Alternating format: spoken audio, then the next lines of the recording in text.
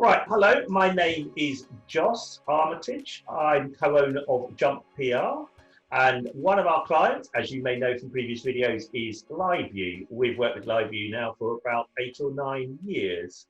Today, we're going to be talking to Anthony LaProsson, the founder of CycleVox, an all things cycling production company, and Claire Wilkie, the founder and owner of Wilkie TV, who, I think I'm getting this right, is a technical services provider to the broadcast industry.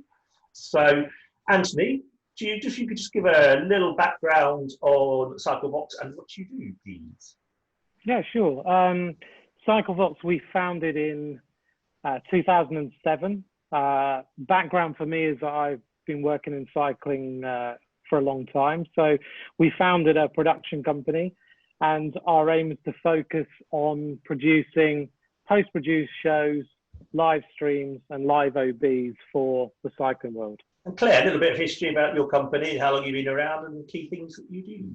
So I set up the company in 2012. I had a background in broadcasting before, live events, live OBs, and fell in love with anything live, anything that was technically progressive and exciting. And so ended up setting the company up. And we work across a lot of sports, a lot of fixed rig documentary making, working with production companies within the sports arena and in kind of the commercial mainstream television industry as well. So yeah, that's what we do. Cool. Okay. So what we're going to be looking at specifically today here on LiveU TV is work that Anthony and Claire in partnership do, particularly British cycling, but also the UCI. We're going to look at an example from last year, 2 examples from last year, in a city criterion racing, as it's called, circuit racing, and also road racing too, and why these companies turned to LiveU as an alternative to fibre-based production and RF technologies. So Anthony, can you just give us a little bit about your relationship with British cycling and sort of how this came about and really how it came about with LiveU a little bit as well? Yeah, so British cycling's been a big client of ours, but we really started with them when we first started the company. My relationship went back with them prior to setting CycleVox up, and we started to look at how they produced highlight shows around their domestic cycling initially. So it was all their road races where you see British riders riding in their domestic teams on the road, and also in circuit races in city centres. So we produced a lot of shows for Eurosport, and we developed how that look and feel was over time. And in terms of how live streaming came to fruition, every year I sat down with them, I said, look, we can bring this a little bit quicker to the fans rather than just producing highlight shows. But it takes a lot of convincing because the technology back in 2007 was so different to how it is now. It actually took quite a few years to get them to that point. But last year was really exciting because we did a lot of live streaming, and I think they saw the benefit of how you can bring cycling very quickly to a fan rather than waiting another week after a race to see highlights. So Claire, turning to you then, I presume particularly when you're doing criterion racing, sort of 1.5 kilometre circuits in towns, fibre access or, clearing cities, all of that sort of stuff takes time and effort and is expensive to do. So what was the motivation then looking for alternatives and looking at LiveU? Well, that's a really good question, because obviously these events sometimes half a day and there's multiple races happening at the same time. But, you can't necessarily shut down an entire city that easily. And so we had to be flexible in working with all the different councils, maintaining those relationships, working with Anthony and his team. And we wanted to always be looking for new ways of doing things anyway.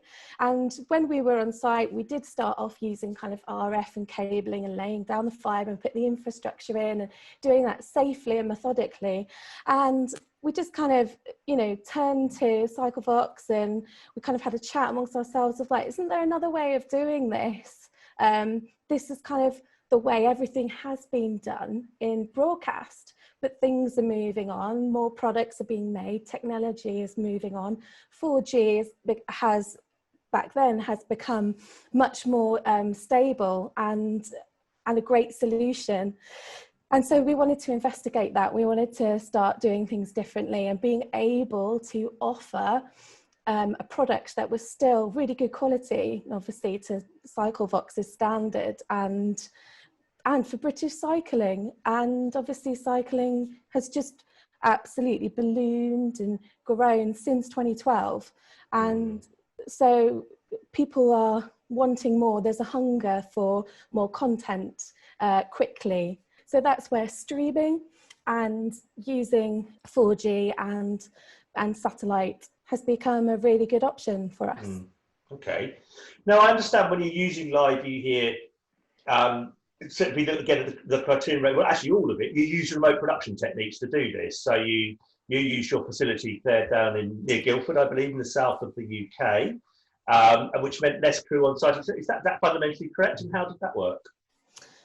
Yes, that is correct. We have an MCR set up here, and we also have quite a good relationship with LiveU. We're using, even during lockdown now, we are using you practically every day. So obviously sustainability is a really important factor at the moment, and remote production is the way forward in terms of being able to have a streamlined team on site, streamlining your crew.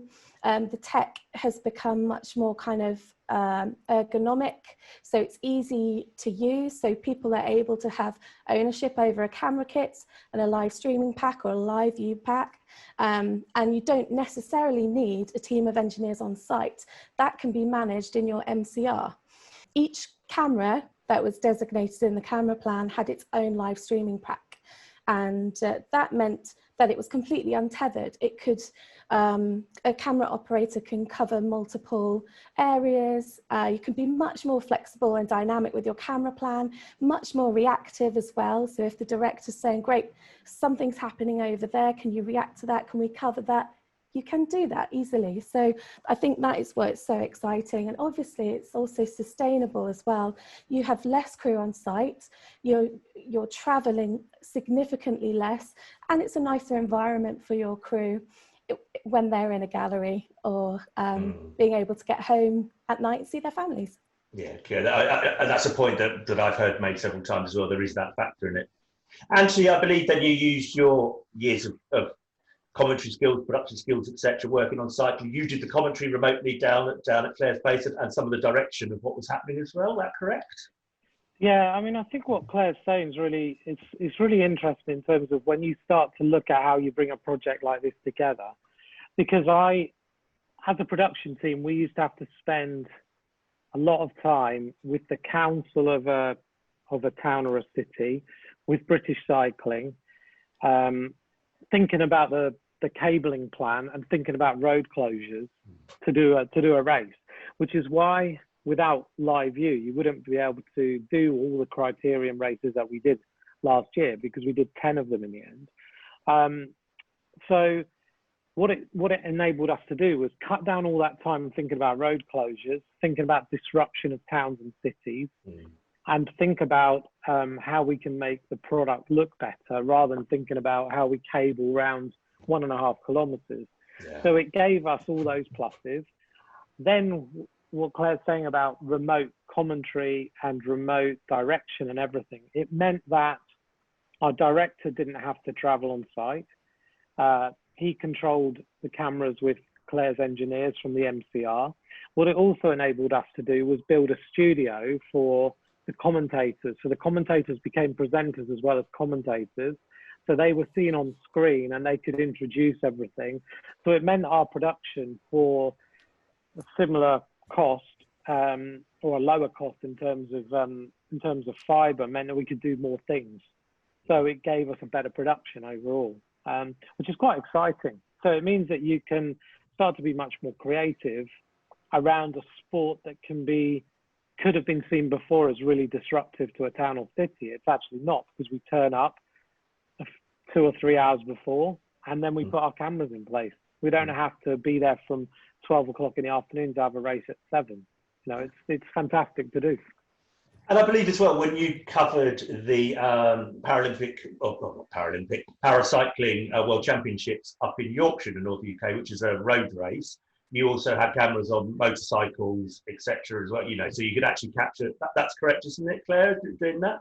Yeah, that's correct. So we had 4 motorbikes out with pilots and camera operators, and each one had a LiveU streaming pack, and each one was sending us a live feed over 4G across 100 kilometres back to our NCR here, where the show was mixed down here, and graphics were overlaid as well.